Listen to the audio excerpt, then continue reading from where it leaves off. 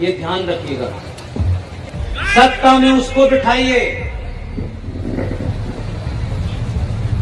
जो राष्ट्र के लिए कुर्सी पे लात मार दे, और जो कुर्सी से चिपक जाए उसे परमानेंटली उठा दीजिए। Every action there must be an equal and opposite reaction. 1947 में एक आदमी ने Newton's third law of motion की परिभाषा गलत पढ़ ली थी। गांधी जी ने न्यूटन की परिभाषा गलत पढ़ ली, पूरे देश को पढ़ ली। उन्होंने कहा एक चांटा कोई मारे तुम दूसरा गाल आगे कर देना, ये तो न्यूटन थर्ड लॉ के खिलाफ है। उत्तर प्रदेश में चुनाव है? क्या ख्वाहिश है आपकी?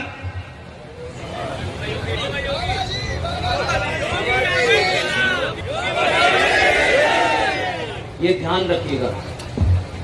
सत्ता में उसको बिठाइए जो राष्ट्र के लिए कुर्सी पे लात मार दे, और जो कुर्सी से चिपक जाए उसे परमानेंटली उठा दीजिए। इसलिए राजनीतिक लोगों से जो लोग ये उम्मीद करते हैं कि हमारा नेता आदर्शवादी हो, महान हो, ज्ञानी हो, माफ कीजिएगा, आप आदर्श समाज में नहीं रह रहे। आप ऐसा नेता चुनिए। फिजिक्स पढ़ी आप लोगों ने? न्यूटन्स का नाम सुना है आपने? न्यूटन्स का थर्ड लॉ ऑफ मोशन क्या कहता है? उसे अंग्रेजी में कहते हैं every action there must be an equal and opposite reaction. और ये हम सब जो लोग हैं साइंस पे जीते हैं, क्योंकि सनातन को ही साइंस कहा जाता है। 1947 में एक आदमी ने Newton's third law of motion की परिभाषा गलत पढ़ ली थी। गांधी जी ने न्यूटन की परिभाषा गलत पढ़ ली, पूरे देश को पढ़ ली। उन्होंने कहा एक चांटा कोई मारे तुम दूसरा गाल आगे कर देना, ये तो न्यूटन थर्ड लॉ के खिलाफ है। आपको देर में समझ आई 2017 में गुजरात के लोगों ने जो 1947 में गलत काम किया था उसका प्रायश्चित 2014 में कर लिया। जिस आदमी ने Newton third law of motion की गलत थ्योरी बताई, 2014 में Newton third law of motion के ऐसे थ्योरी के मानने वालों को बैठाया कि उन्होंने कहा कि every action there must be an equal reaction, और उन्होंने कहा कि एक साथ एक गाल पे नहीं, दोनों गाल पे मारना है। इसलिए कौन कह रहा है कि समाज नहीं बदला? अभी तो बहुत थोड़ा सा बदला है। और जो आपको सुबह शाम धमकियां देते हैं,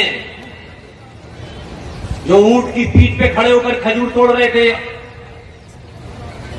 जो दुनिया को ज्ञान देते हैं, शर्माइए नहीं, अपने होने पे एहसास कीजिए। आपके अंदर जो कुंठा भर दी गई है उसे निकालिए। दुनिया में आपसे कोई गौरवशाली इतिहास का देश नहीं है, कोई संस्कृति नहीं है, कोई सभ्यता नहीं है। आप जिनके वंशज हैं, आप जरा उनको याद तो करिए। आपको कौन डरा रहा है? कभी कभी मुझे लगता है कि जुगनू सूरज को डराने की कोशिश कर रहा है। जो कहते हैं हम मुसलमान हैं, तो हमने कब कहा तुम नहीं मुसलमान? दिन रात उन्हें मुसलमान होने का बहुत शौक है। मुसलमान है, मुसलमान है, अल्लाह ने ये किया। अरे ठीक है, किया, अच्छी बात है ना, तो हमसे क्या कह रहे हो? लेकिन एहसान फरामोश है, मक्कार हैं, झूठे हैं। सच बोलना चाहिए उन्हें। हमें अल्लाह पे पूरा यकीन है, भगवान पे पूरा यकीन है। हमने उसकी जात पे कोई सवाल नहीं उठाया, कभी नहीं उठाया। हजारों साल से हम ये मानते हैं कोई शक्ति है जो इस दुनिया को चला रही है। ये सूरज का निकलना, ये पानी का बरसना, ये सूखा पड़ना, ये गेहूं की फसल, ये आम की फसल, ये उसका नजारा है। आप इसे कुछ भी कह लें, हमने एक मिनट के लिए अपने जीवन में इस ब्रह्मांड की शक्तियों पे कभी सवाल नहीं उठाया, और मानते हैं कि जो कुछ भी हो रहा है उसकी मर्जी से हो रहा है। मैं वेदांत जी से मैं समझता हूं कि 1990 में या 92 में मैंने देखा, मैं यहां आया तब भी मुझे पता नहीं था कि मैं आज वेदांत जी से मिलूंगा। ये बड़े आदर्श रहे मेरे, मेरी मर्जी से हुआ ही, मैं अपनी मर्जी से यहां आया हूं। मेरी मर्जी से वेदांत जी यहां आए क्या? इसलिए किसी की मर्जी है, इसलिए हम यहां, इसलिए उसकी मर्जी से पत्ता हिलता है, उसकी मर्जी से हवा चलती है, उसकी मर्जी के बगैर कुछ नहीं हो सकता, उसकी मर्जी के बगैर कोई कुछ कर भी नहीं सकता, और उसी की मर्जी है, इसीलिए 2014 में आया है। कुरान मजीद में बड़ा साफ साफ लिखा हुआ है, कुछ रूल है, कुछ कानून है, तुम उन कानून और उसूल और हिदायतों के साथ जमीन पर जाओ और दुनिया में मेरे पैगाम को फैलाओ। लेकिन वो जानते थे, उन्होंने साथ में एक हिदायत और दी। उन्होंने कहा कि मेरी हिदायतों की खिलाफवर्जी की, मेरे बताए रास्ते से तुम हटे, मेरी बातों को अगर तुमने नहीं माना तो मैं इसी धरती पर ऐसे लोग भेजूंगा जो तुम्हें रास्ते पर ले आएंगे।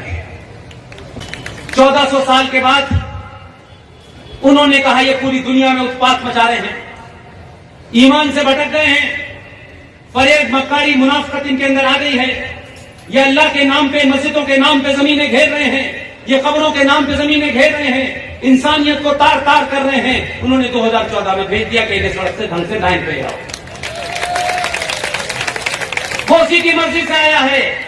इशरत जहां भेजने से और सोहराबुद्दीन भेजने से वो जाएगा नहीं। बहुत समझाया उसने, प्यार से समझाया, अपना नारा बदल लिया, जिसकी बात वेदांती जी कह रहे थे। शुरू में सबका साथ सबका विकास था, उसने कहा ये शायद समझ जाए, उसने कहा सबका विश्वास, लेकिन वो कहां मानने वाले थे।